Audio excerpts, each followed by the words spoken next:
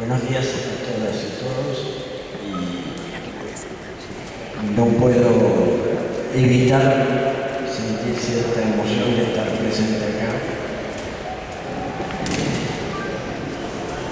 No puedo dejar de pensar. Y puede ser heroico para ustedes escuchar a un filósofo como yo. Entre otras razones me suena estar acá porque estoy casado con una profesora de educación física que estudió en este Instituto Romero Guess cuando todavía era nacional.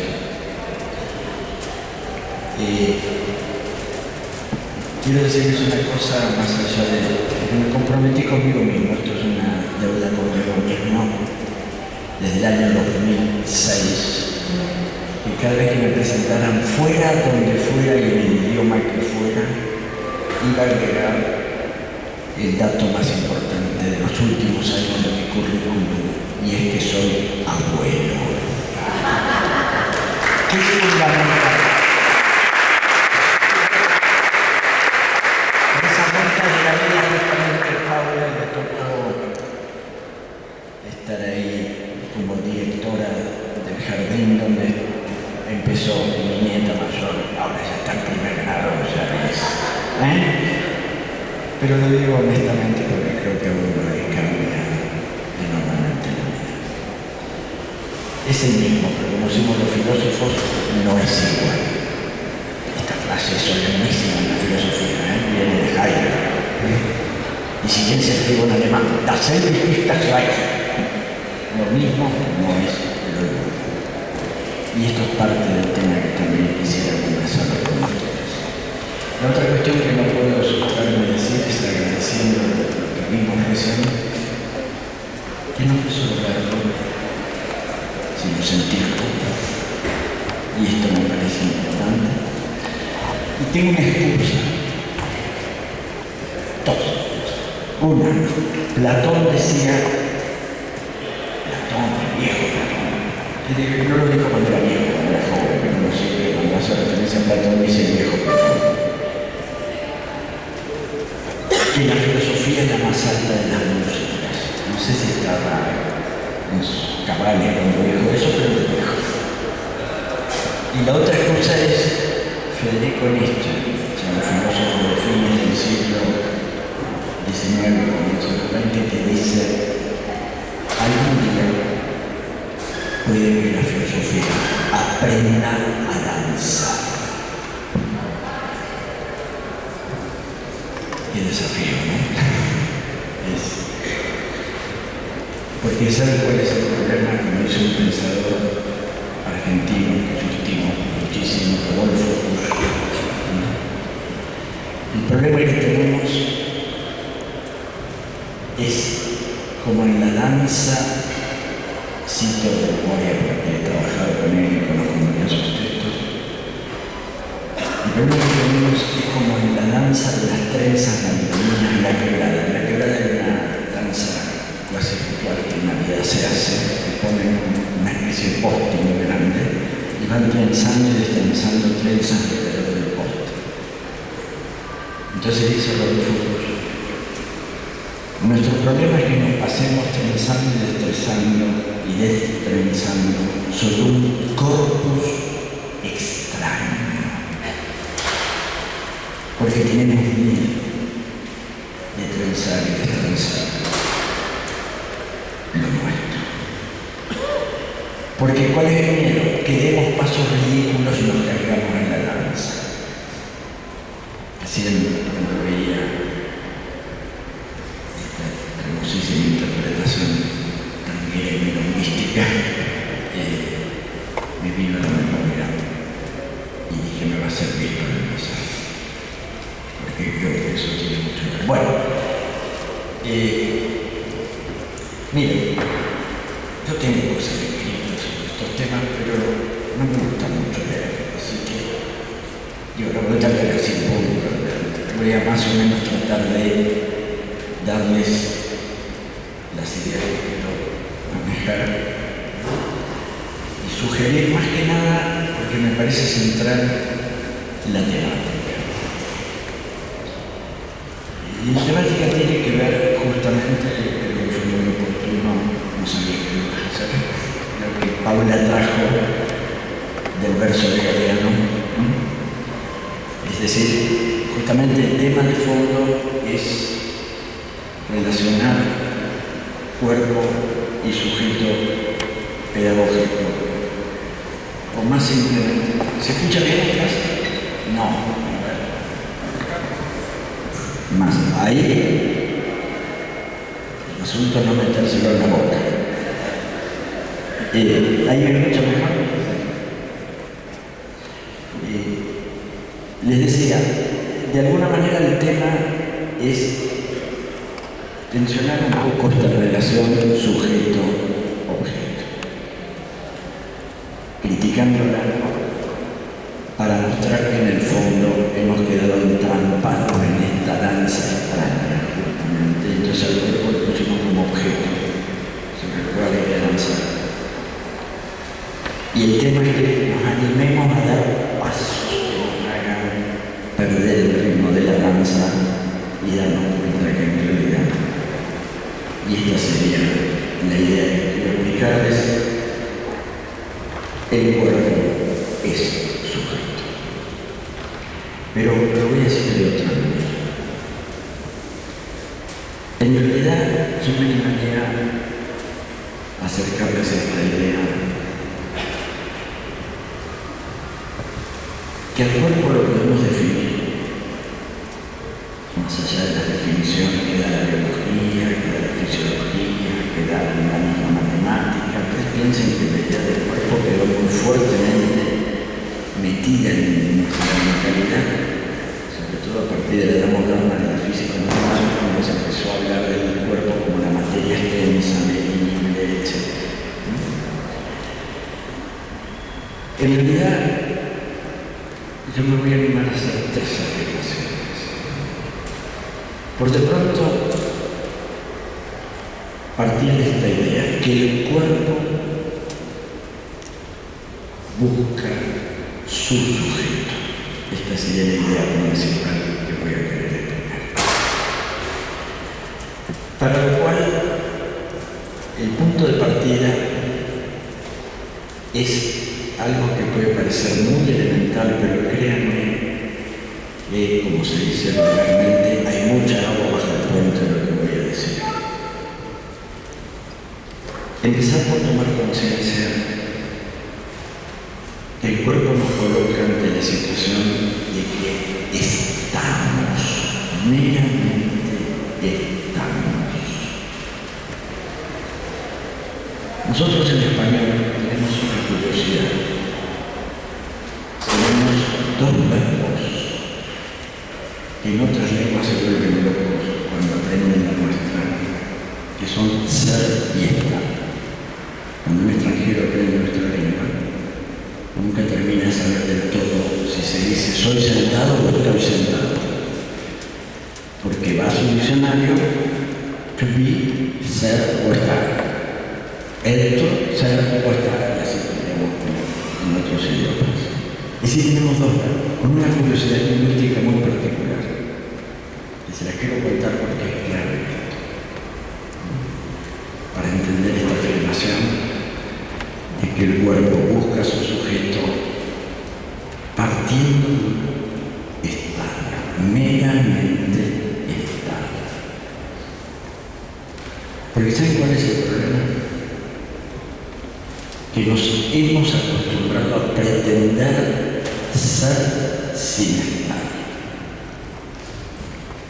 Y hacer construirnos el sujeto que pensamos bien, que actuamos correctamente, que convivimos muy bien, sin cuerpo. Creo que esto es bastante importante reflexionar. Filosóficamente esto tiene un peso muy grande. ¿Saben por qué? Porque la diferencia entre ser y estar es que la curiosidad lingüística sigue. Todas las formas conjugadas en español del verbo ser, presente, pasado, futuro, muevan un poquito la neurona cuando estudiaron castellano en el secundario. ¿Sí? ¿Se acuerdan los tiempos? Todas esas vienen de la correspondiente forma latina. Nuestra lengua es latina y la mayoría de nuestras palabras provienen del latín. Hay una sola excepción, el infinitivo, o sea, ser.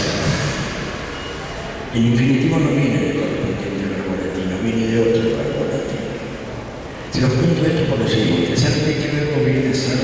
No de lo que en latín se dice ser, sino de un verbo que en latín se dice estar sentado, sedere. La sede en castellano, la palabra viene de ahí, estar sentado. Entonces, esta palabra que ha sido la clave en la historia de la filosofía, ser, está ligada a estar sentado, está ligada a lo que nadie mueve, está aposentado, es siempre igual a sí. En cambio, estar viene de una contraposición muy simple. A estar sentado se le contrapone estar parado. Y estar viene del latín, estar parado. Esto me parece tan elemental. ¿Saben por qué es importante? Porque justamente en la educación, uno de los problemas serios que tenemos es, tanto como docentes como en nuestra intención educadora con respecto al que se está educando, insisto en decirlo, que sea alguien. Que no está mal que pretendamos ser alguien. El problema es ser alguien sin estar. O sea, si lo que nos gravita nos arraiga. Solemos hablar mucho en las discusiones pedagógicas en este sentido de lo que llamamos el contexto, de lo que llamamos la situación sociohistórica donde trabajamos, etcétera, etcétera. Pero a mí me gustaría referirlo expresamente a que el primer significante del estar es el cuerpo. Es el cuerpo. Que está buscando su sujeto, o sea, está buscando ser, pero sin dejar de estar. Y al revés, le da el peso al querer ser del estar. Suena un poquito complicado, pero es sencillo, creo. Estar y ser. O sea, de alguna manera, sin duda ninguna, en la educación lo que buscamos es formarnos, es de alguna manera constituirnos, adquirir saberes, poder. O sea, todas formas de ser. El riesgo que tenemos es que pretendamos ser sin estar. O sea, que nos olvidemos del cuerpo. Esta es una primera cara del tema. Más o menos esto es desde el ser que ataca el estar. En realidad tiene que ver con el estar. Para que les quede como metáfora, este pensador que cité recién, que trabaja muchísimo sobre este tema del ser y el estar, tiene una frase que puede ayudar. El pensamiento, el ser sujeto que piensa, que actúa, etc., no se ve ni se toca, pero pesa. Está gravitado por el suelo que habitamos. Es decir, es corporal. Tan simple como esto.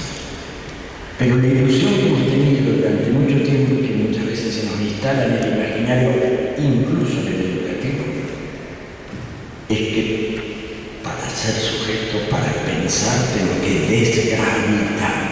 Cuanto más me desgravite, mejor pienso. Si yo les preguntara a ustedes, ¿qué imagen tienen? No se lo voy a preguntar, pero voy a comprometer. ¿Qué imagen tienen de un filósofo? Me van a decir, aplicado entre las nubes. Bien altito, bien altito, bien altito. Y los primeros culpables somos los filósofos de esta imagen. Pero tiene que ver con un imaginario de que el pensamiento, como decía Platón, tiene que salir de la caverna, no quedarse en lo sensible, subiendo, subiendo, subiendo hasta llegar al océano infinito de las ideas. No, estimados amigas y amigos, el pensamiento no se ve ni se toca, pero pesa. Y esto tiene que ver que inventamos la cosa. No es que para ser sujeto tengo que dejar de estar, tengo que desgravitarme. El tema es exactamente el inverso. Tratemos de entender que estamos queriendo ser sueltos, pero no a costa de estar. ¿Estaría claro?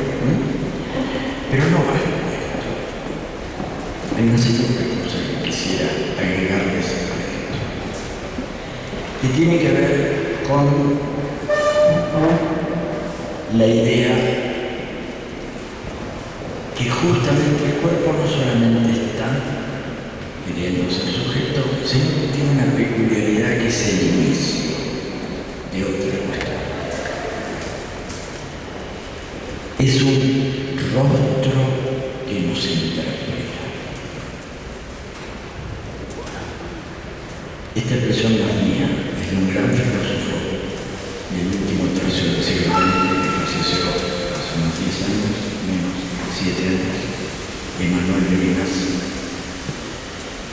que insiste en que el punto de partida de otra dimensión de la existencia humana, que no es meramente ser sujeto, es que el cuerpo es un rostro que nos interpela éticamente. Es interesante que Levinas elija el rostro. El rostro, o sea, la cara. Y nos interpela éticamente. ¿Pero qué quiere decir esto? Quiere decir que aparece el otro en cuanto otro.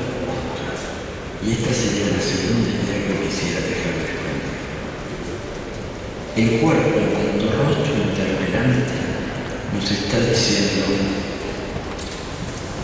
a todos los que nos sentimos interpelados por ese rostro: soy otro, no pretendas reducirme a tu mismidad, no pretendas reducirme a tu imagen, no pretendas reducirme a tu modelo, no pretendas reducirme a tu totalidad.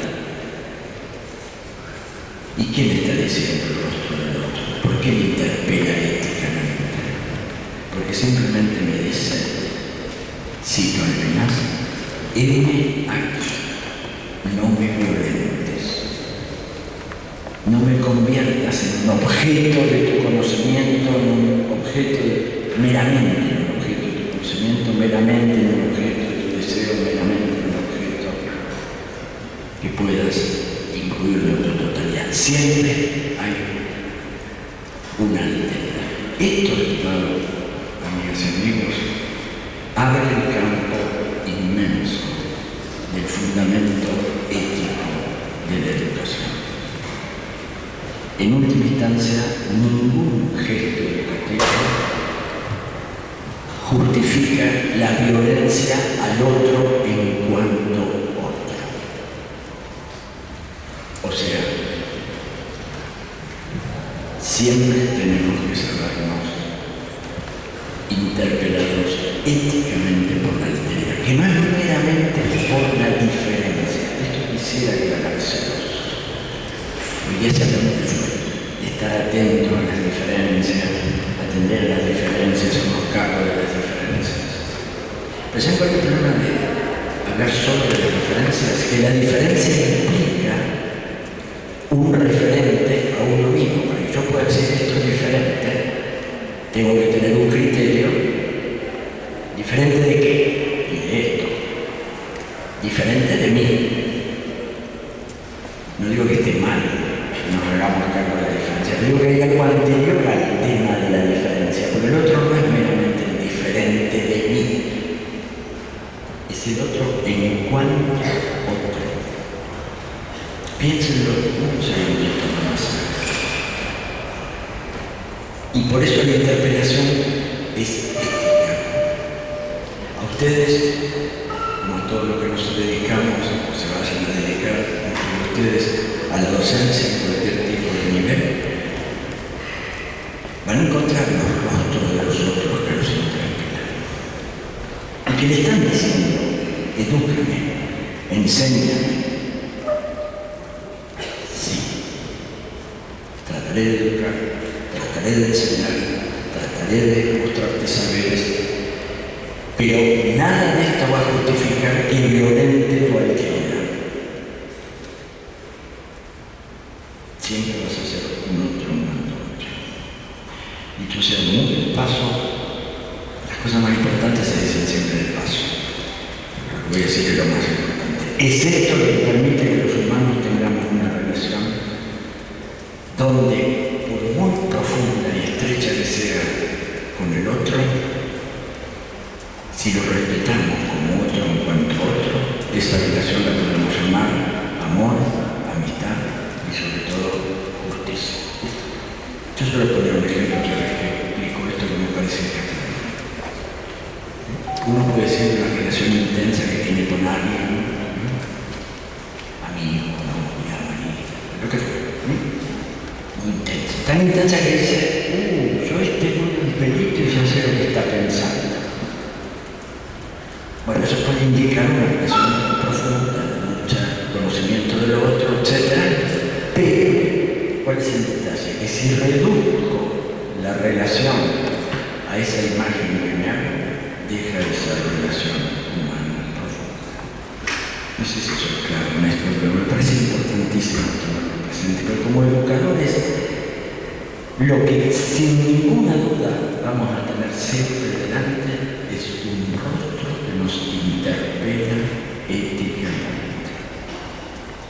Y esta es la base de los derechos humanos, estimados colegas, en el fondo. No me violentes, no pretendas meterme en ninguna totalidad, hacer siendo un otro. Edúcame, conóceme, quiere, deséame, todo lo que ustedes quieran, siempre y cuando me respetes como otro. Esto me parece que es también central. Por eso cuando hablamos de diferencias, ¿sabes qué palabra del siglo XVII, esa de la emergencia del liberalismo moderno, apareció? La tolerancia. Pero ¿saben qué? La tolerancia, claro. Mira, yo soy tan bueno, vos sos diferente, te tolero. Porque soy bueno. Y te voy a tolerar mientras no te metas conmigo. Ahí, está claro que se acabó. No digo que la tolerancia no sea un umbral mínimo de la convivencia humana, pero no alcanza. Porque ¿saben qué pasa con la tolerancia? Que como no reconozco al otro en cuanto a otro, sino meramente como un diferente de mí, o de lo que yo pienso, de mi cultura, lo que fuera, el otro me puede decir, gracias, que me toleras. Te voy a contar quién soy. No me importa, yo te tolero. Pensá lo que quieras. Haz lo que quieras mientras no te metas conmigo, eso que te digo. Y negamos lo más importante, el aprendizaje mismo. Que aprendamos los unos de los otros. Esto tiene que ver con que no entendamos la alteridad meramente como diferencia, sino como alteridad interpelante, un rostro ético, insisto en esto, que es siempre una fuente inagotable de aprendizaje. Y en educación, donde se nos puede meter con facilidad la tentación de yo sé, tú no sabes,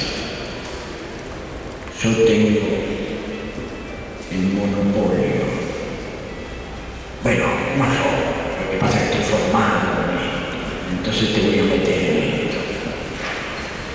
Una cosa es enseñar, otra cosa es usar la enseñanza como una forma de dominio. Estoy diciendo dos cosas muy simples. cuerpo está y desde ahí quiere ser sujeto. Quiere ser sujeto. Pero no pretendamos educar sujeto sin estar. Ser sin estar, que sería lo mismo que decir sujeto sin cuerpo. Segunda cuestión que estoy diciendo es el rostro del otro que me interpela éticamente. Y aquí aparece la necesaria dimensión ética del acto educativo que hace que esta subjetividad pedagógica que se constituye en la relación de enseñanza y aprendizaje tenga que tener como base fundamental justamente la actitud de acogida de la interpelación ética del otro. Hay una serie de autores contemporáneos, entre ellos este que mencioné y algunos otros, que hablan de la hospitalidad. Es muy difícil ser docente si yo no empiezo por ser hospitalario. Es decir, acoger al otro en cuanto otro. Abrirle la puerta. ¿Y saben qué quiere decir esto? Y también le voy a hacer una pequeña reflexión sencillísima, que somos responsables, o sea, capaces de responder. Y acá sí les pido un segundito, piensen, ¿tiene sentido que digamos que somos capaces de responder si nadie nos llama? En realidad los hombres somos responsables porque alguien nos llama.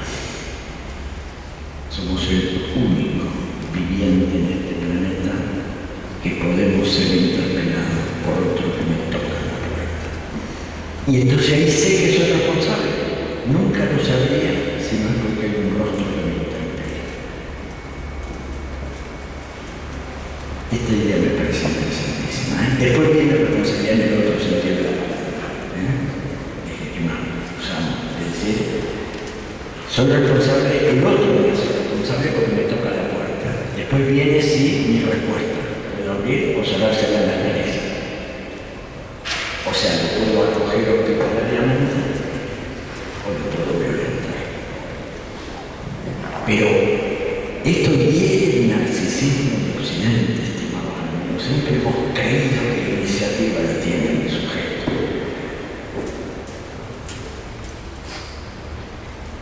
Esta dimensión ética del rostro del otro que me interpela nos enseña que la iniciativa la tiene el otro, en cuanto a otro. Todos somos otro en cuanto a otro, pero nosotros. Tiene esta la base de la justicia, en el fondo. O sea, estamos y el cuerpo está queriendo ser sujeto estando, no ser sin estar. Somos un rostro en cuanto cuerpo interpela éticamente y dice no me violentes. Y entonces la subjetividad que emerge es necesariamente responsable, éticamente. Y agregaría una tercera reflexión que me parece clave, y es que sí, voy a parafrasear en esto un pensador contemporáneo que habla de esto en términos de la infancia, yo lo voy a utilizar en términos del cuerpo. Sin cuerpo no hay experiencia. Y esto también me parece interesante. Este señor que se llama Giorgio Agamben, en realidad dice que sin infancia no hay experiencia. Este libro se llama Infancia e Historia. Un libro interesantísimo. Yo lo estoy tomando porque la idea me parece aplicable fuertemente el sentido. ¿Qué quiere decir esto? Que de alguna manera uno de los diagnósticos quizás más serios de la época en que vivimos es que no sabemos tener experiencia. Esto dice Agamben. Hemos perdido la capacidad de tener experiencia. ¿Saben por qué? Por dos razones. Una, porque transformamos la experiencia en experimento. experiencia controlada, disciplinada, es un experimento. Es decir, controlamos la experiencia. Y la otra forma en que hemos perdido la capacidad de experiencia es porque se ha instalado la idea de que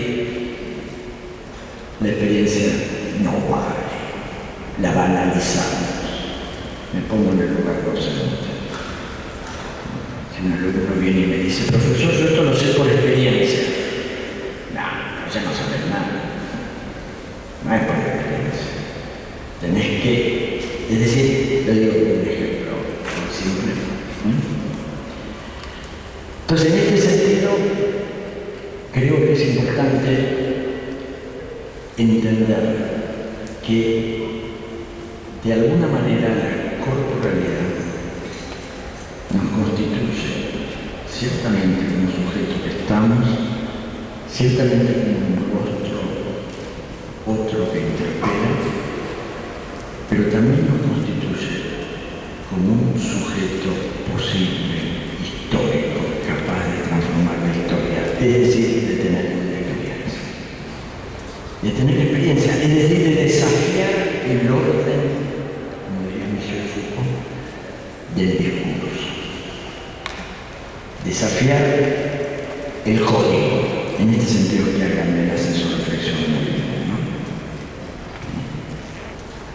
Es decir, que de alguna manera es como algo, el poder tener experiencia es poder justamente tomar la palabra. Tomar la palabra. Los humanos tenemos la peculiaridad de que venimos a este mundo dichos por otros. El bebé cuando nace lo dice, me llamo Carlos. Pega un llanto. Es decir, nos dicen otros y nos pasamos la vida. Esta es una reflexión de una gran psicoanalista francesa de niños que se llama Pierre Denis, que dice, empezamos siendo dichos por otros, pero nos pasamos la vida tratando de constituirnos nosotros el sujeto de la enunciación. Y esta es la experiencia. O sea, en el ser posibles sujetos de experiencia, es decir, de alternativas. En este sentido, estimados colegas, perdón, digo colegas porque si no lo somos todavía lo seremos en algún momento. Hay mucha gente joven acá que está formándose sin ninguna duda. Y creo que es central entender que precisamente lo que nos constituye más a fondo como educadores, y de esto vengo insistiendo hace mucho tiempo, es que todo nuestro esfuerzo por ser alguien y por formar para que se sea alguien, vieron que hay un discurso muy común en los papás cuando llevan a niñitos a la escuela y le dicen a la maestra, mire, no me importa que aprenda matemática, geografía, lo que me importa es que sea alguien. Está bien, que sea alguien. Pero el tema es que no sea contra de esto. Insisto en esto. El encuentro con el otro en cuanto otro define nuestra tarea educadora, la constitución de un sujeto pedagógico, y esto tiene que ver con el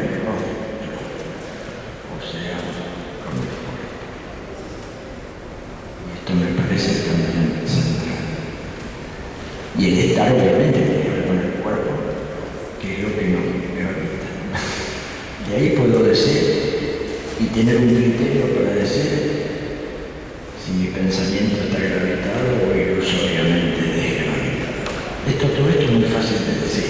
Cuando nos ponemos a trabajar todas estas cosas, no es tan sencillo. Y finalmente, esta idea de ser posibles sujetos de experiencia, no nos dejemos arrebatar la posibilidad de tomar la palabra.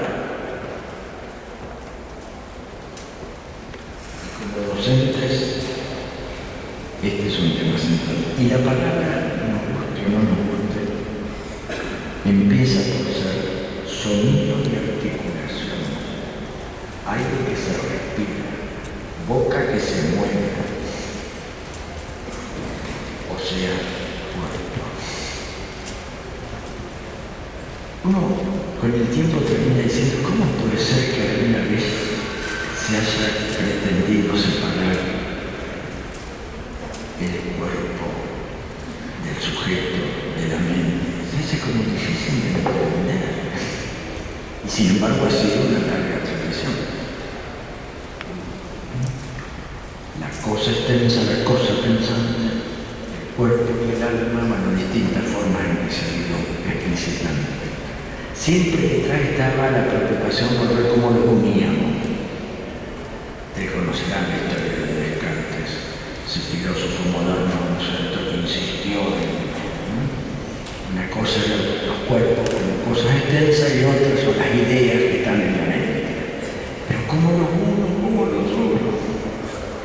Y se le ocurrió una cosa muy curiosa con la fisiología de la época, en la glándula pineal, la silla turca, una noción de la anatomía de la época que él conocía muy bien, ¿eh? Lo curioso que lo pone del lado del cuerpo. O sea, ¿dónde está? Porque la pregunta es ¿dónde está el punto de unión? Bueno, digo simplemente como un ejemplo de la preocupación simultáneamente con la distinción, ¿cómo hacemos para unir? Porque si no quedamos. Bien,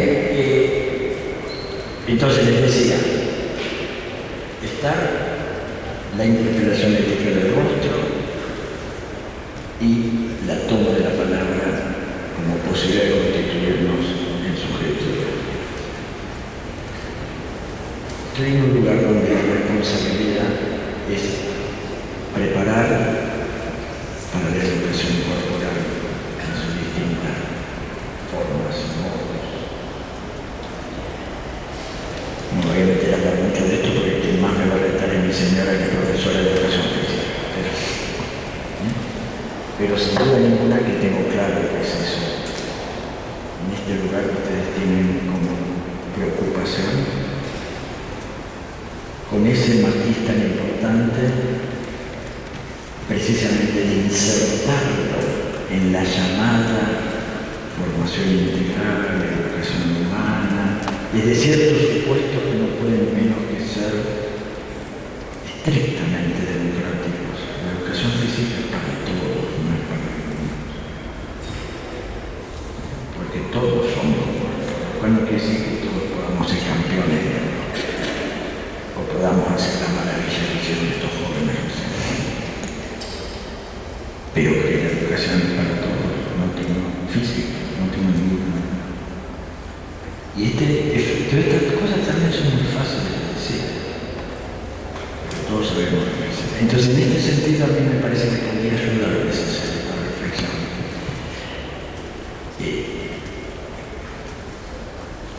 Y sobre este contexto, y termino con esto, a mí me parece que desde aquí podemos resistir a un pensamiento muchas veces hegemónico que tiende a reducir el cuerpo a una mera mercancía, un mero objeto de espectáculo.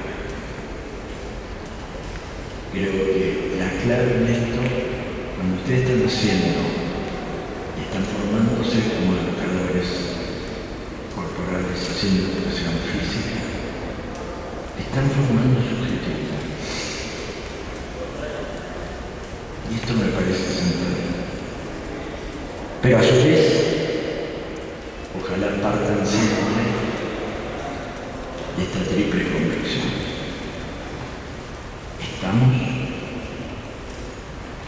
Somos interpelados éticamente por el rostro del otro y nuestro rostro interpela éticamente y somos capaces de tener experiencia y por lo mismo cambiar las cosas.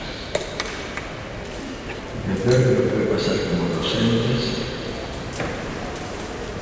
a cualquier nivel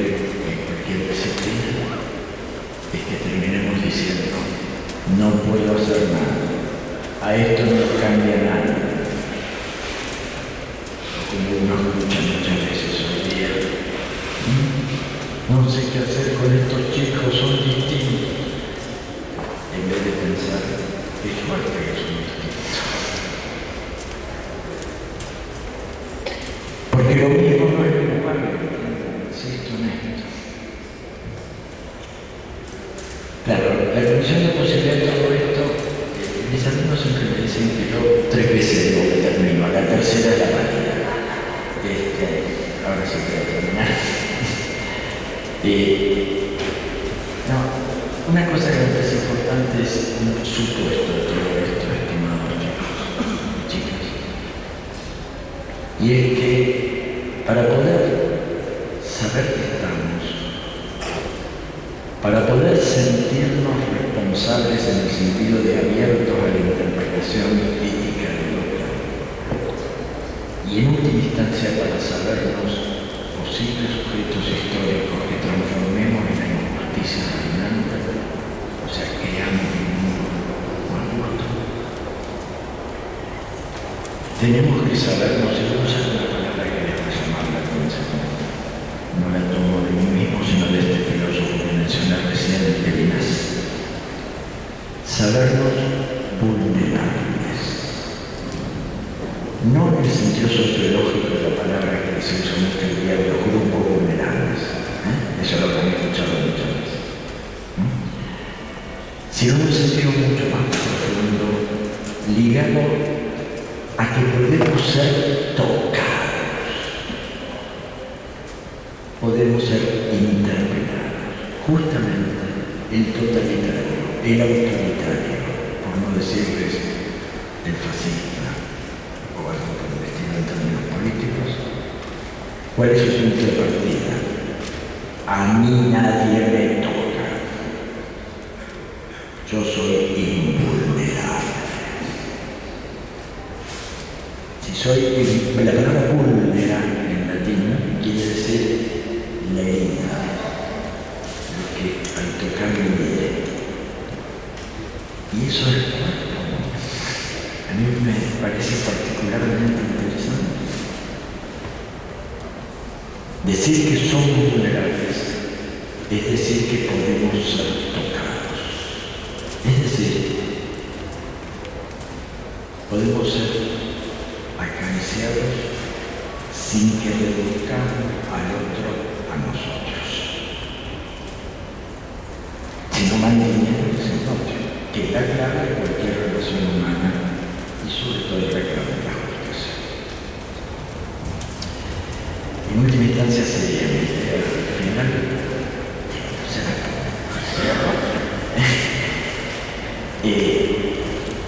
Lo que yo deseo, y sé que en jornadas como esta que realmente me alegra profundamente que las tengan, donde la palabra de los alumnos se toma, se explica, se discute, etc., junto a los profesores, y entre todos vamos construyendo un ámbito de educación que permite avanzar aprendiendo los unos de los otros,